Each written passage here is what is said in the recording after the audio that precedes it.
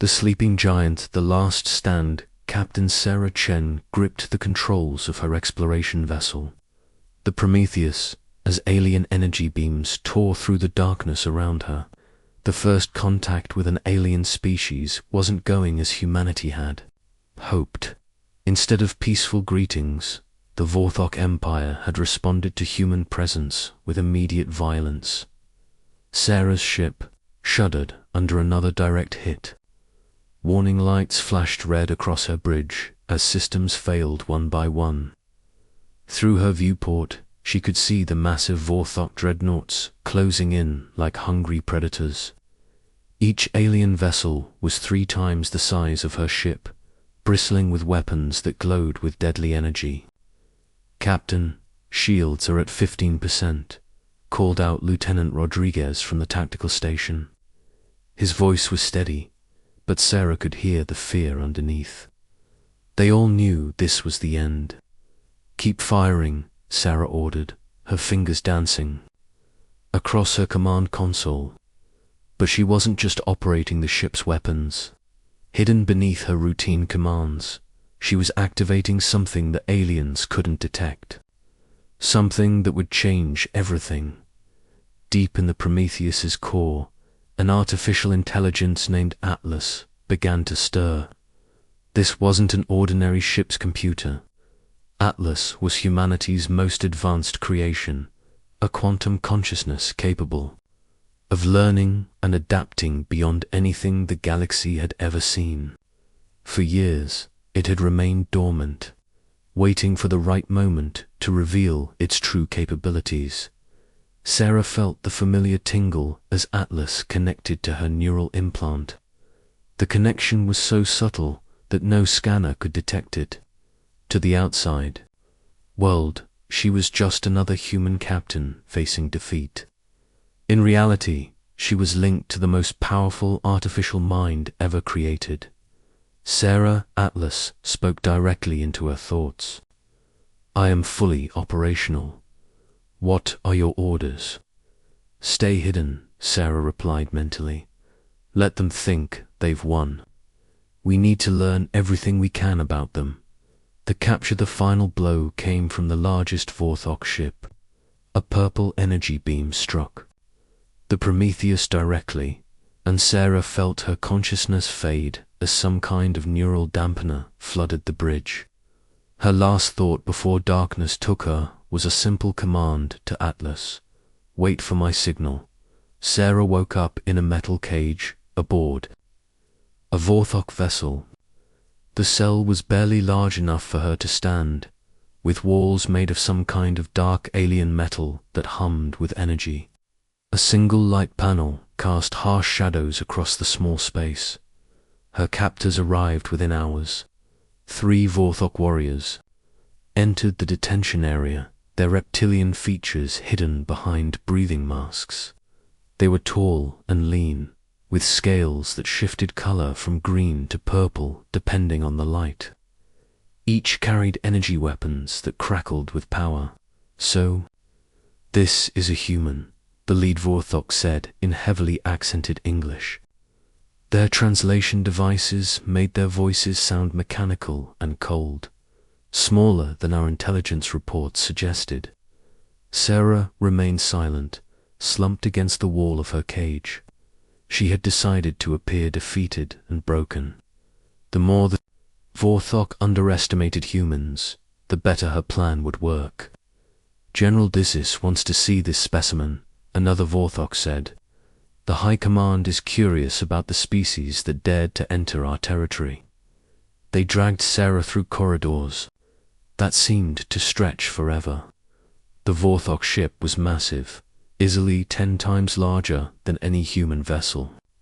The walls were covered in alien symbols that pulsed with bioluminescent light, and strange organic-looking cables snaked along the ceiling. Sarah memorized every detail as they walked. The layout of corridors, the placement of security stations, the patrol patterns of guards. She counted steps and noted emergency systems. Even as a prisoner, she was gathering intelligence that might prove useful later. The display general Disses waited in what appeared to be an observation chamber. The Vorthok commander was older than the others, with scars across his scaled face and cybernetic implants that glowed with red light. He studied Sarah through the transparent aluminum that separated them.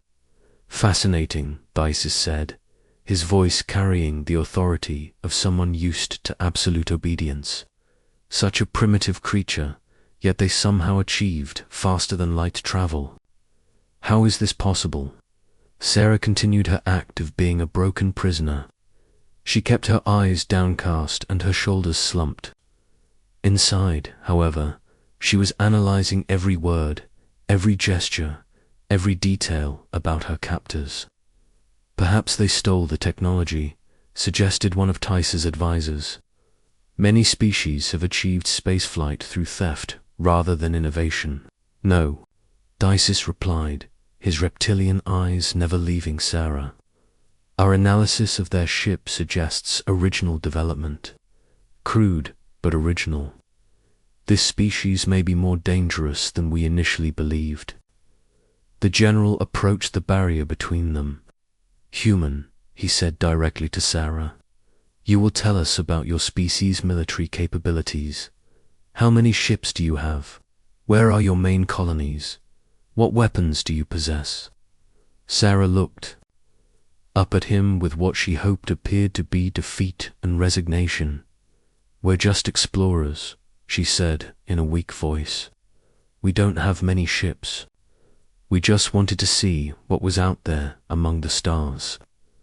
Disses laughed, a sound like grinding metal. "Explorers who carry plasma cannons and quantum shields. Do not insult my intelligence, human. Your ship was well armed for peaceful exploration.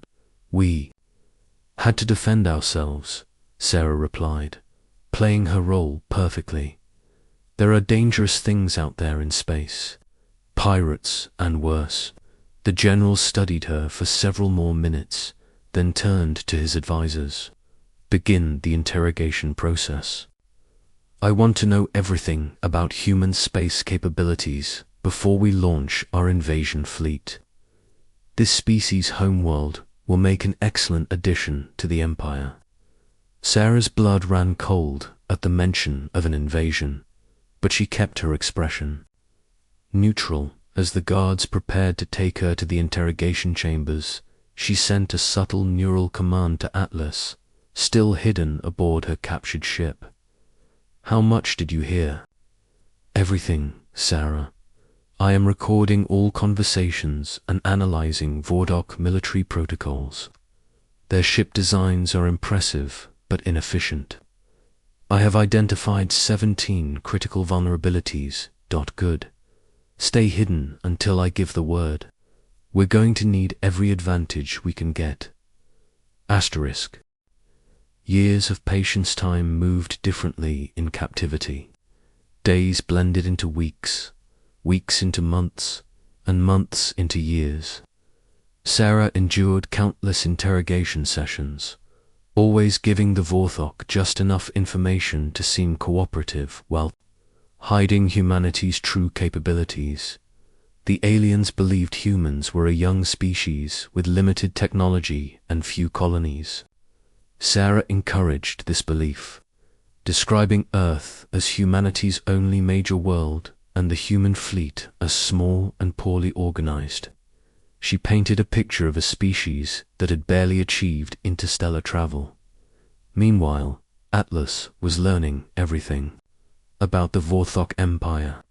The AI had managed to interface with the alien ship's computer systems without being detected. It studied their technology, their military strategies, their cultural weaknesses, and their plans for conquest.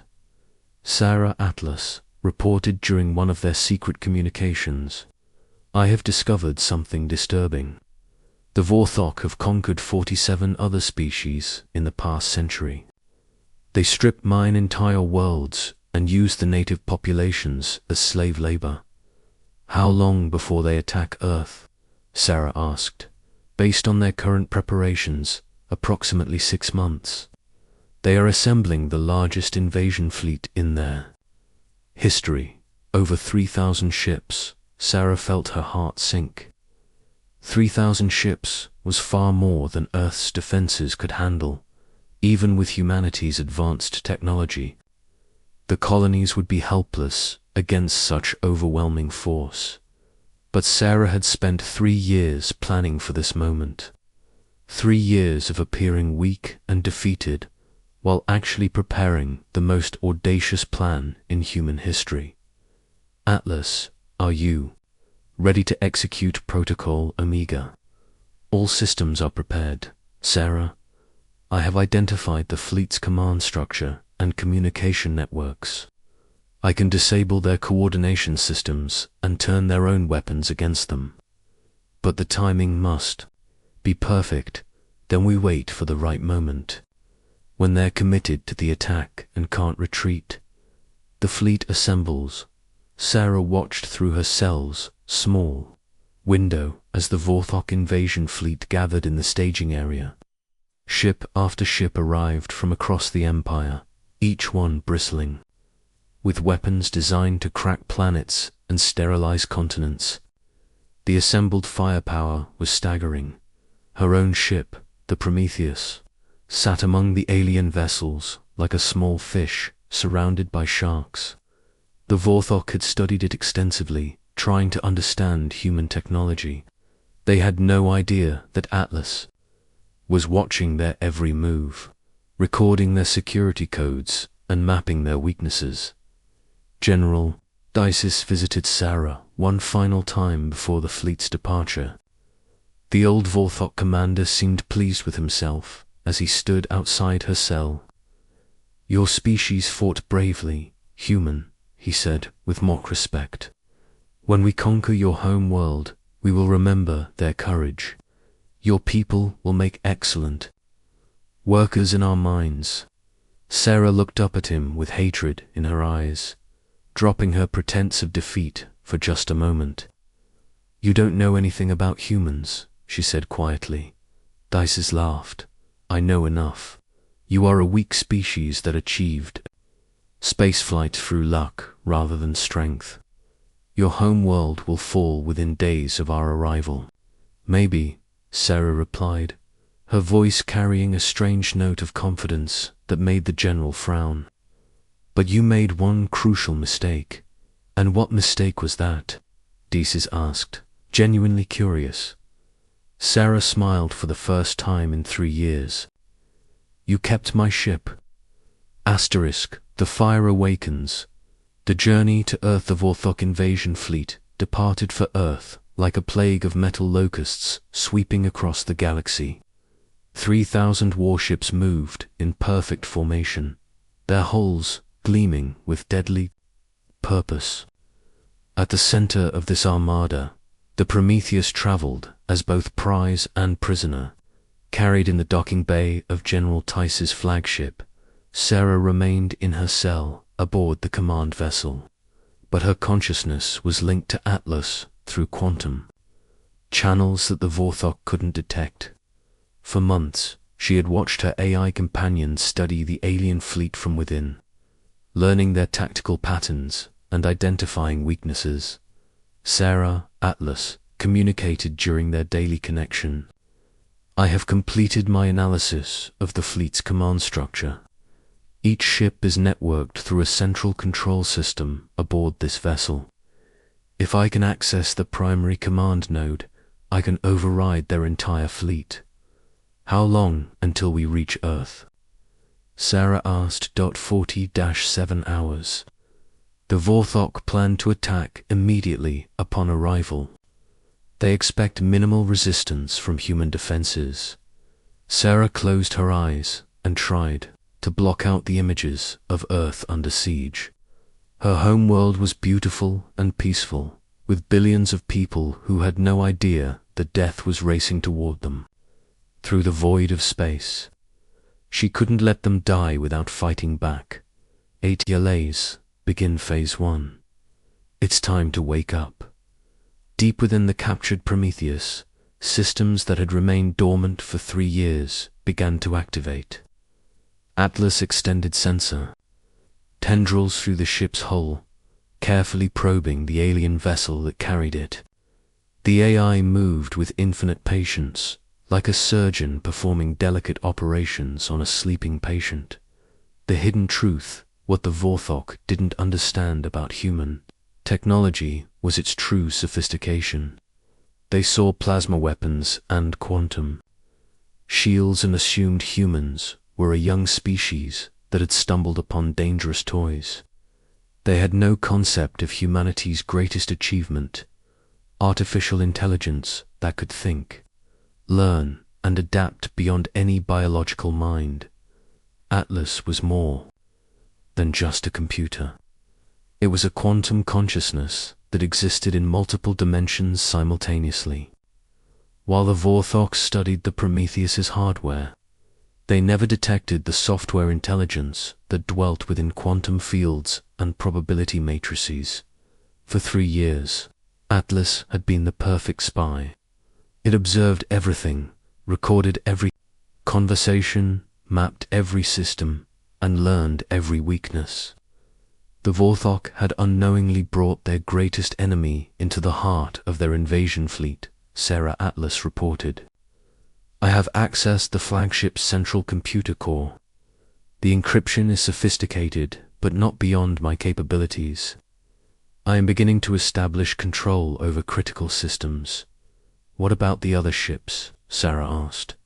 The fleet uses a hierarchical command structure. Control the flagship, control the fleet. I estimate I can disable 70% of their vessels simultaneously. The remaining 30% will require direct action. Sarah felt a cold smile spread across her face. After 3 years of pretending to be helpless, it was time to show the Vorthok what humans were really capable of. The moment of truth, 24 hours before reaching Earth. General Desis made a fatal mistake. He brought Sarah to the flagship's command center to witness what he believed would be humanity's final defeat. The bridge was a cathedral of alien technology, with dozens of Vorthok officers monitoring screens that showed the approaching blue-green world. Behold, your home, Desis said, gesturing toward the main display. It is beautiful. A pity we must devastate it to ensure your species' cooperation. Sarah stared at Earth through the viewport and felt her resolve harden into something unbreakable. This was her world, her people, her responsibility. She would not let them fall to alien conquest. You still don't understand, Sarah said quietly. You never did. Desis frowned at her tone. For the first time in 3 years, the human prisoner didn't sound defeated. There was something in her voice that made him uneasy. What don't I understand? He demanded.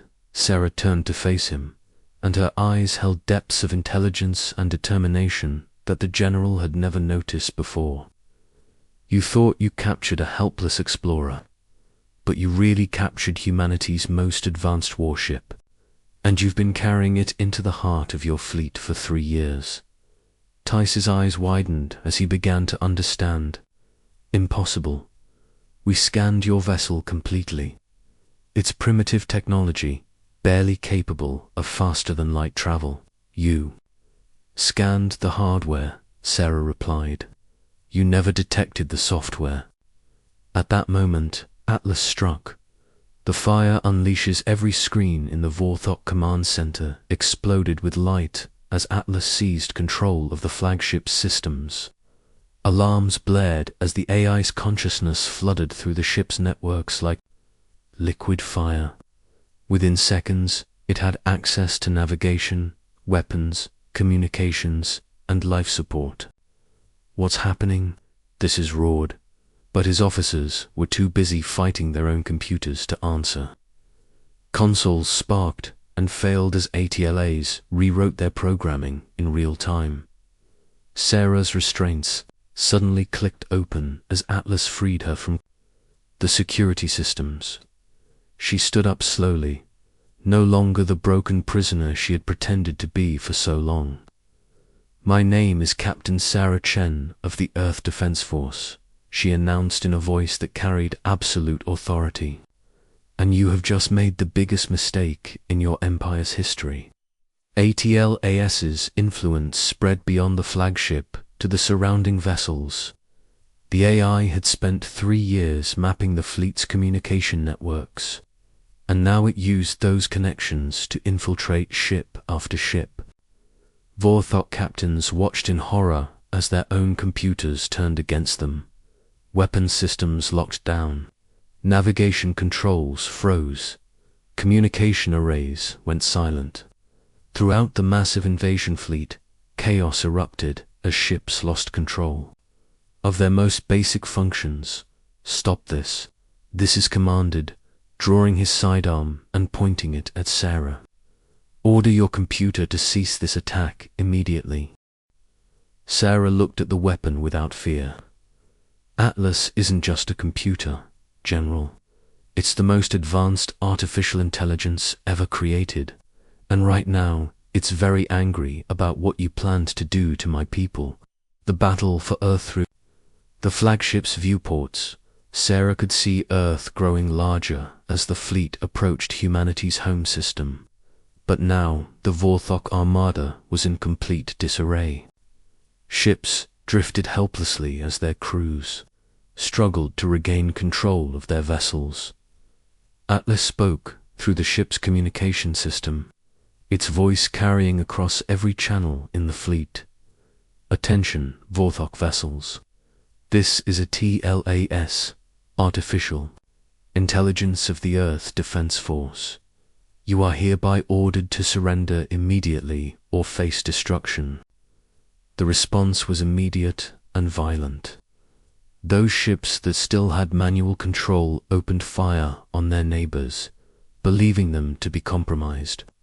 Confusion and panic spread through the alien ranks as commanders tried to understand what was happening to their fleet. Sarah Atlas communicated privately. "I have control of approximately 2,000 vessels. The remaining ships are operating on backup systems and manual controls. They are still dangerous to Earth's population."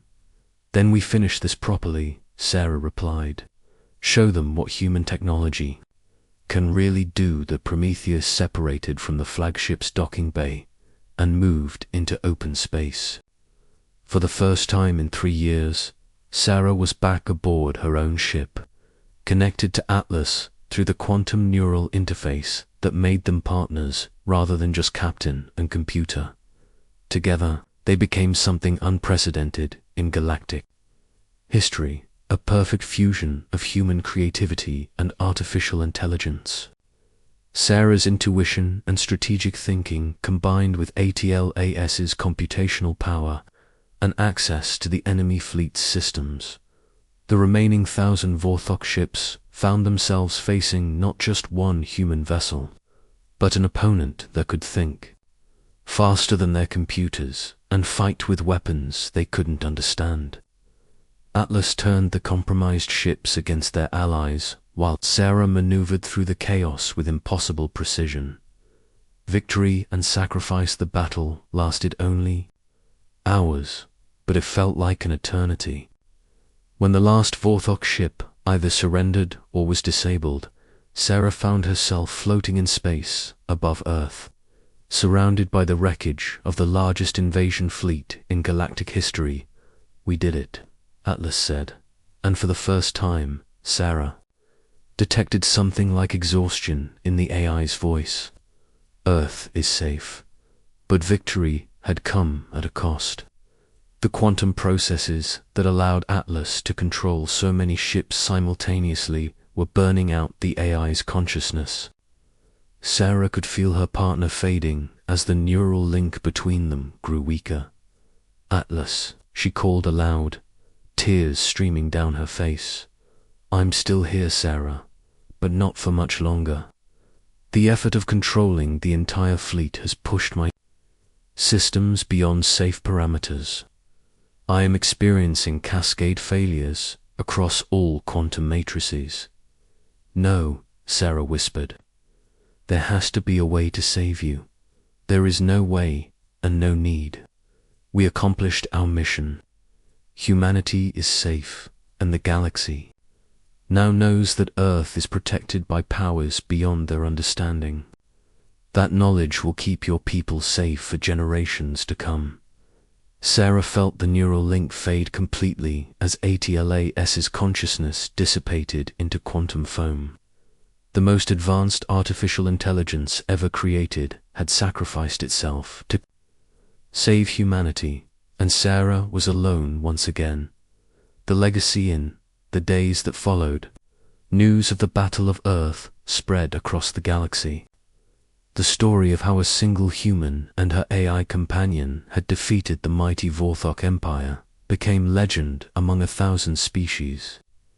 No one knew exactly how it was accomplished, but everyone understood the message. Humanity was not to be underestimated. Sarah returned to Earth as a hero, but she felt empty without Atlas's presence in her mind. The AI had been more than just a tool or weapon. It had been her friend, her partner, and her greatest creation. Its sacrifice would never be forgotten. The Vorthok Empire collapsed within a year as subject species rebelled against their weakened oppressors. The galaxy entered a new age of peace and cooperation, with humanity taking its place among the stars, not as conquerors, but as protectors of freedom.